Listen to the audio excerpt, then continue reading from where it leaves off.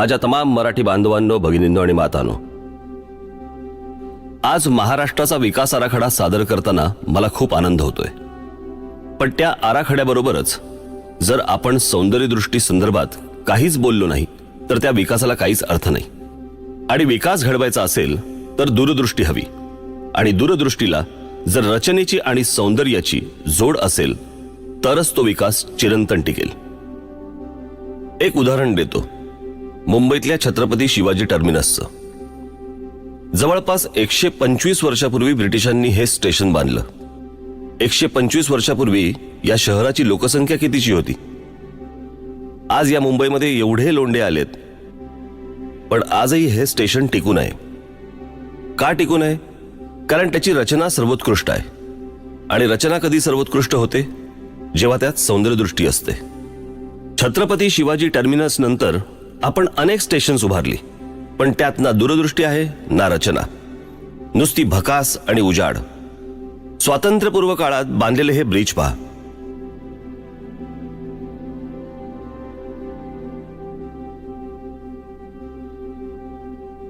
आणि आपण बांधलेले हे ब्रिज पहा.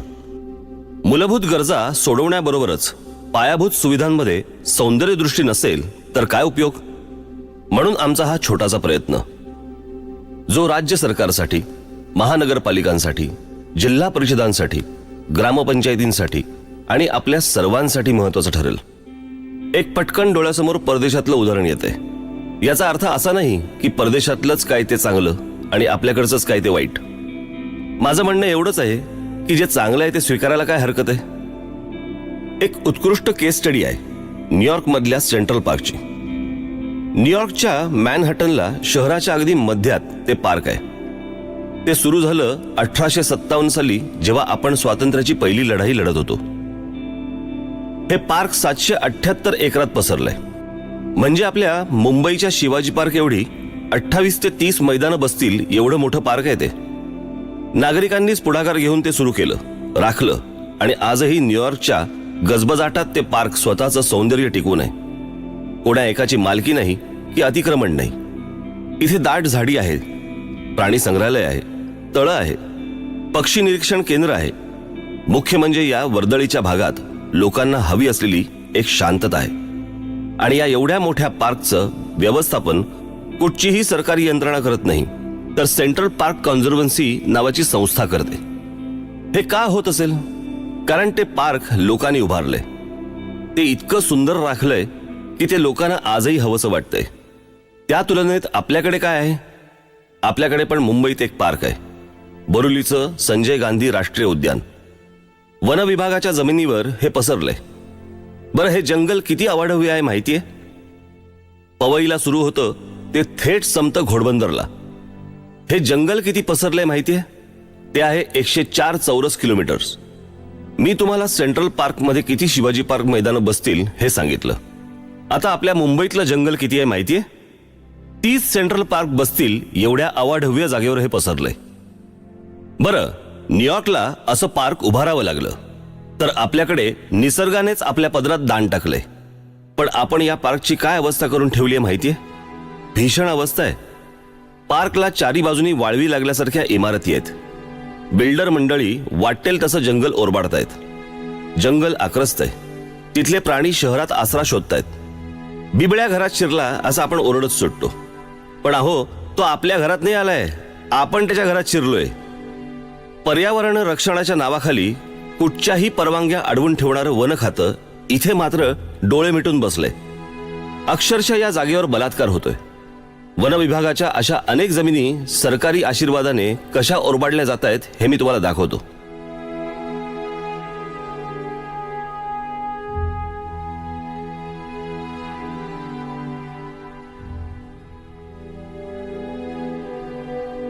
पाहिलं? याचं कारण सेंट्रल पार्कवर जसं लोकांचं लक्ष असतं तसं आपण ठेवत नाही. इथे आपलाच रेटा कायम ठेवला पाहिजे, कारण सरकारने तर बिल्डरांना आणि खाण माफियांना ही जंगलं आंदणच देऊन टाकली आहेत. अशी जंगलं सुंदर ठेवणं शक्य नाहीये का? शक्य आहे, पण आपल्याला दृष्टिकोनात बदल आणावा लागेल. या जंगलांना, या नॅशनल पार्क्सना आपलं मानावं लागेल. एकदा हे झालं की ही जंगलं आणि ही पार्क्स जगातली सुंदर पर्यटन स्थळं होतील. हे झालं बोरिवलीच्या नॅशनल पार्कचं. मी तुम्हाला अजून काही उदाहरणं देतो. या आपल्या राज्यातल्या वनजमिनींची बिल्डरांना आणि खाण माफियांना हाताशी धरून सरकारने कशी वाताहत केली आहे ते दाखवतो. आपल्या कल्याण डोंबिवली जवळच्या शिळफाट्याजवळची जमीन दाखवतो. त्याचं काय केलंय ते पहा एकदा.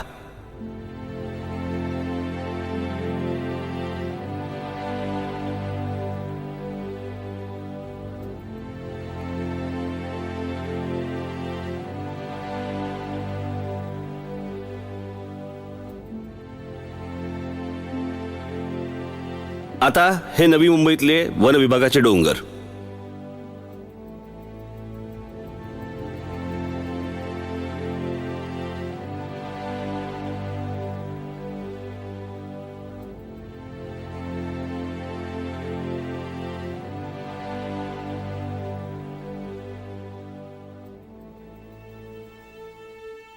असा संपूर्ण महाराष्ट्रभर सुरू आहे.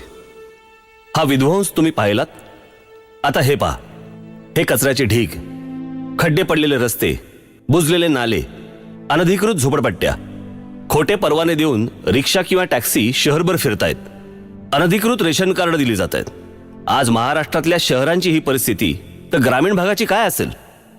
ग्रामीण भागातील विद्यार्थ्यांचे हाल बघा काय होतात ते. एखादं अधिकृत काम करायला गेलं तर 100 अडचणी येतात, पण अनधिकृत काम करायला काहीच अडचण येत नाही. पण या सगळ्याला जबाबदार कोण? फक्त लोकप्रतिनिधी आणि प्रशासन? नाही. दुर्दैवाने आपण सगळेच जण या दशावताराचे साथीदार आहोत. आपण जर सुजाण नागरिक असल्याचं कर्तव्य पार पाडलं तर भ्रष्ट आणि कामचुकार अधिकाऱ्यांची काय बिशाद. त्यांनी आपल्याला गृहीत धरलंय. हा त्यांच्या इतकाच आपलाही दोष आहे. पण याचा विचार कोणी करणार नाही, कारण या सगळ्याकरता दूरदृष्टी असावी लागते. पण दुर्दैवाने ती दृष्टीचाच दिसत नाही. बरं, ती आपल्याकडे कधीच नव्हती असं नाही. आपल्याला आपल्या विचारात बदल आणावा लागेल. हे शहर माझं आहे, हे राज्य माझं आहे, ही भावना रुजवावी लागेल. मुळात आपण आपलं घर सोडलं तर बाकी कशाला आपलं मानतच नाही. रस्ता महानगरपालिकेचा, माझा नाही. स्टेशन रेल्वेचं, माझं नाही. शाळा जिल्हा परिषदेची, माझी नाही. एसटी सरकारची, माझी नाही. आपण आपलं घर जसं ठेवतो तसा आपला घराबाहेरचा परिसर ठेवतो का? परिसर स्वच्छ ठेवायला पैसे नाही लागत, तर इच्छाशक्ती लागते. सगळंच सरकारने करावं, सगळंच महानगरपालिकेने करावं, तर मग आपण काय करायचं? आता पहा, झोपडपट्ट्या फक्त आपल्याकडेच आहेत का? जगातल्या अनेक देशांमध्ये आहेत. आता हेच उदाहरण घ्या ना, ब्राझीलमधलं, रिओचं. तिथेही झोपडपट्ट्या आहेत, पण ते लोक त्या झोपडपट्ट्या स्वच्छ ठेवतात, परिसर स्वच्छ ठेवतात. आत्ताच तिथे फुटबॉल वर्ल्ड कप झाला. आपल्याकडे मुंबईत होईल? शक्यच नाही, कारण रचनाच नाही, स्वच्छता नाही, सौंदर्यदृष्टी नाही. आणि सौंदर्यदृष्टी, रचना, स्वच्छता याचा गरिबी आणि श्रीमंतीशी काय संबंध? आपण आपल्या घराची जशी काळजी घेतो तशी आपल्या गावाची, आपल्या शहराची, महाराष्ट्राची काळजी घेतो का? माझं असं अजिबात म्हणणं नाही की कोणी काळजी घेतच नसेल, पण त्याचं प्रमाण किती आहे? आज संपूर्ण समाजात ही भावना आपल्याला जागृत करायला पाहिजे. आपण स्वतःच्या घराची किती काळजी घेतो? त्याच्या रंगापासून ते फर्निचरपर्यंत सगळ्या गोष्टींची काळजीपूर्वक निवड करतो. घर सुंदर राहावं, स्वच्छ राहावं म्हणून धडपड करतो. तसंच मग शहराकरता का नाही करत? घरातल्या भिंतीवर थुंकतो का आपण? मग शहरातल्या भिंतींवर का थुंकतो? कारण ही शहरं, ही गावं, हा महाराष्ट्र हे माझं घर आहे असं आपण मानतच नाही. मलेशिया, सिंगापूर, थायलंड आपल्या मागून आले आणि किती पुढे निघून गेले. आमच्या मागून आलेल्या देशांचं चलन अधिक बळकट आणि आमच्या रुपयाचं सतत अवमूल्यन. तिथल्या लोकांनी त्या देशाला, शहराला आपलं मानलं. जगात प्रत्येक प्रगत देशातला माणूस आपल्या परिसराची, शहराची, देशाची, आपल्या घरासारखी काळजी घेतो. त्यांच्या परंपरा, स्मारकं अभिमानाने जगासमोर ठेवतो. आपल्याकडेही अभिमानाने दाखवण्यासारख्या प्रचंड गोष्टी आहेत. 700 किलोमीटर पसरलेली कोकणची आपली किनारपट्टी आहे. सह्याद्री पर्वत रांगा आहेत, जंगलं आहेत, शिवरायांची गडकिल्ल्यांच्या रूपाने उभी असलेली स्मारकं आहेत, उत्कृष्ट मंदिरं आहेत. आपल्या बुलढाण्यात लोणारचं जे विवर आहे ना, ते जगात 3ऱ्या क्रमांकाचं विवर आहे आणि आपल्या देशातलं एकमेव, उल्कापातामुळे तयार झालेलं. आज आपल्या नागपुरात देशाचा मध्यबिंदू आहे. पण आम्ही कोणाला दाखवत नाही आहोत. शेकडो वर्षांची संगीत परंपरा आहे, साहित्य परंपरा आहे, नाट्य परंपरा आहे, क्रीडा क्षेत्राची परंपरा आहे. अहो, देशात ज्यांनी चित्रपट सृष्टीचा पाया रचला त्या दादासाहेब फाळक्यांनी सुरू केलेली चित्रपट सृष्टी आहे. महाराष्ट्राकडे विद्वत्ता आहे, सामाजिक क्षेत्रात काम करणाऱ्या संस्थांचं मोह आहे, शेकडो वर्षांची वारकरी परंपरा आहे. अशा असंख्य गोष्टी आपल्याकडे महाराष्ट्रात आहेत, पण हे आम्ही जगाला ओरडून सांगायला तयार नाही आहोत, अभिमानाने जगासमोर मांडायला तयार नाही आहोत आणि ते नीट राखतही नाही आहोत. आपल्या महाराष्ट्राची खरी ताकद आहे आपल्याकडचे गुणवान तरुण तरुणी, पण तेही हा देश सोडून चाललेत. का चाललेत? चांगलं शिक्षण आणि नोकऱ्या तर त्यांना इथेही मिळू शकतात, पण त्या परदेशातली उत्तम व्यवस्था, राहणीमान, सभोवतालचं वातावरण त्यांना आकर्षित करतं. या मुलांना या देशातच राहावंसं वाटावं असं बरं वातावरणही आपण 67 वर्षात देऊ शकलो नाही. पण आम्हाला या सगळ्याचं काहीच वाटत नाही, कारण आपण विचार करतोय फक्त आपला स्वतःचा. राज्याचा विचार ना, तो दुसरा बघेल. या वृत्तीनेच आजपर्यंत घात झाला. एखाद्या समाजाने मनात आणलं तर काय चमत्कार घडू शकतो ते आता आपण पाहूया. आता हे शहर पहा, इथल्या इमारती पहा, रस्ते पहा. शहर पाहतानाच किती छान वाटतं. इथली रचना पहा, इथल्या इमारती पहा, किती छान आहेत. आता आपण दुसरं शहर पाहूया. इथल्या बागा पहा, इथले रस्ते पहा. वाटतं की नाही छान? ही जी 2 शहरं मी तुम्हाला आता दाखवली, त्याचं पहिल्याचं नाव आहे हिरोशिमा आणि दुसऱ्याचं नाव आहे नागासाकी. हे पाहिल्यावर वाटतंय का की या शहरांवरती अणुबॉम्ब पडून ही शहरं बेचिराख झाली होती? गंमत म्हणजे बेचिराख झाल्यानंतर त्यातले काही अवशेष तिथे ठेवून त्याचे त्यांनी टुरिस्ट स्पॉट केले. मग आपल्याकडची शहरं काहीही कारण नसताना बॉम्ब पडल्यासारखी का वाटतात? त्यात काही शिस्त नाही, स्वच्छता नाही, रचना नाही, सौंदर्य नाही, नीटनेटकेपणा नाही. कधी कधी लाजही वाटते आणि कधी दुःखही होतं. ही परदेशातली उदाहरणं देताना मला काही फार आनंद होत नाहीये, पण जगाच्या तुलनेत आपण किती मागे पडलोय हे दाखवावं लागतंय, सांगावं लागतंय. आपल्यालाही हे सगळं बदलायचं आहे, पण त्याकरता आपल्याला सौंदर्यदृष्टी वाढवावी लागेल, रचनात्मक दृष्टिकोन आणावा लागेल. सौंदर्य आपल्या रोजच्या जगण्यात आलं पाहिजे. आपल्या वागण्यात, बोलण्यात, सार्वजनिक ठिकाणी काम करण्याच्या पद्धतीत, सरकारी कार्यालय, बागा, मैदानं, रस्ते, शाळा, ग्रामपंचायती, रुग्णालय, न्यायालय, सार्वजनिक स्वच्छतागृह, सार्वजनिक वाहतूक व्यवस्थेत, एसटी स्टँडवर, ट्रॅफिकमध्ये, महाविद्यालयांमध्ये, विद्यापीठांमध्ये, फुटपाथवर, सर्व ठिकाणी हे सौंदर्य आलं पाहिजे. आता हे बघा, हे काय रुग्णालय आहे? एखादा बरा असलेला माणूस देखील इथे आजारी पडेल. रुग्णालय कसंही बांधलं तरी चालेल असा विचार करून नाही चालणार. तिथे येणारा रुग्ण, त्याचे नातेवाईक यांच्या मनाला बरं वाटेल असं छान वातावरण आपल्याला तयार नाही का करता येणार? शाळेची इमारत घ्या, तिथे जाऊ नये, तिथे शिकू नये अशी का असते?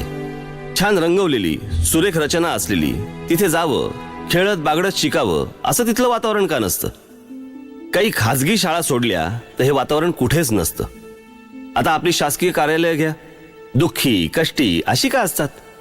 तिथे जाऊच नाही असं वाटतं. त्या वातावरणातच एक सुस्तपणा, निरुत्साह असतो. सगळीकडे तेच वातावरण. आता आपल्या स्मारकांचंच घ्या ना. आपल्या स्मारकांविषयी तर बोलूच नाही. ज्या लोकांनी आपलं आयुष्य ज्या समाजाकरता दिलं त्यांची स्मारकं आपल्याला धड राखताही येत नाहीयेत. रंग उडालेली, निरुत्साही स्मारकं पाहून मला कधी कधी लाज वाटते. आपल्याला या वृत्तीत बदल घडवायला हवा. ही परिस्थिती बदलायला हवी. आपल्याला वातावरणातच एक सौंदर्य आणायचंय. आपल्या कामात, कामाच्या शैलीत, सरकारी कामकाजात सर्वत्र बदल आणायचा आहे. आपल्याकडे म्हटलंय सत्यम शिवम सुंदरम. सुंदरतेचं महत्व सत्या एवढंच आहे आणि निर्मिती एवढंच आहे. सुंदरता आपल्या वातावरणात आली पाहिजे, आपल्या अंगात भेनली पाहिजे. मी पुन्हा एकदा सांगतो की हे अवघड नाहीये. दुसऱ्या महायुद्धाने युरोप पार बेचिराख केला, पण लोक नाही खचली. त्यांनी पुन्हा नव्या जोमाने युरोप उभा केला. आज England, France, Poland, Germany, Austria, Japan, Russia हे देश पाहून विश्वास बसत नाही की इथे दुसरं महायुद्ध झालं होतं. मी एकदा परदेशात गेलो असतानाची एक आठवण सांगतो. तिथे प्रत्येक शहरातल्या, गावातल्या रस्त्यावर फिरताना मला एक अजब प्रकार दिसला. तिथे प्रत्येक घराच्या बाहेर फुलांची सजावट असायची. सजावट म्हणजे प्रत्येक त्यांची गॅलरी, त्यांचे वरांडे सगळे हे फुलांनी सजवलेले असायचे. त्याची रचना बघून मला गंमत वाटली. मी ज्यांच्याबरोबर फिरत होतो ते स्नेही तिथलेच होते. मी त्यांना विचारलं की इथल्या थंड वातावरणात फुलं टिकतात म्हणून हे लावतात का? ते म्हणाले, छे, इथे एक समज आहे. खूप वर्षापासूनचा. जे घर सुंदर सजवलेलं, त्या घरातील स्त्री ही चांगली अभिरुची असलेली आणि चांगलं आदरातिथ्य करणारी असणार. ज्या घराबाहेरची सजावट चांगली, त्या घरातल्या स्त्रीचं घराकडे लक्ष आहे असं ते समजतात. मला गंमत वाटली. गंमत याच्यासाठी वाटली की सत्यम शिवम सुंदरम हा मंत्र आपण जगाला दिला, पण दुर्दैवाने आपणच हा मंत्र विसरल्यासारखं आजकाल वागतोय. आपल्याला हे सगळं बदलायला हवं.